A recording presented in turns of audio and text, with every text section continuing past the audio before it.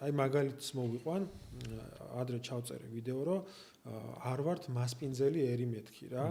და ნუ აი შოკი იყო, ალბათ ერთი 30000 ნახვა ქონდა რაღაცა საათებში, აი გავგიჟდი მეთქი რამ გაამწარა ეს ხალხი თქვა და კომენტარებში ხო ნუ იქ რაღაცა ლანძღვა, ისა მადლობა ღმერთს გინება არ იყო, მაგრამ ლანძღვა იყო, კაი ესეთი უშვერი სიტყვები. და იმ ვიდეოში უბრალოდ დიფერენცირება იყო განმარტებების. და ხო, და ყველას ეს პირზე რო ეკერათ, ანუ ვაჟა-ფშაველას სტუმარ მასპინძელი რა და ანუ ჯერ ერთი რომ იქ მასპინძელი საერთოდ ქართველიც არ არის ერთი, მეორე რომ ანუ სტუმართ მოყვარეობა და სტუმართ მასპინძლობა არის ძალიან განსხვავებული ორი რაღაცა ცნება რა. ჩვენ სტუმარ მასპინძელი ერი რანაირად ვიქნებით? ანუ ვისთვის უნდა გვემასპინძლოთ მთელი ცხოვრება ვოუმთ.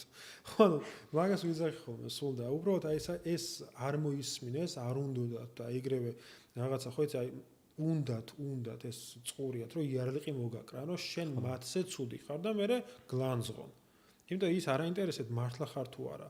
თავარია რომ შენ სათანადოდ აი დასაწყისში მაინც წინადადების აი 5 სიტყვიან წინადადებაში პირველი 2 სიტყვა თუ თქვი ისეთი რაც ამათ აძლევს ამ გასაქანს უნდათ რომ გაგლანძღონ უკვე.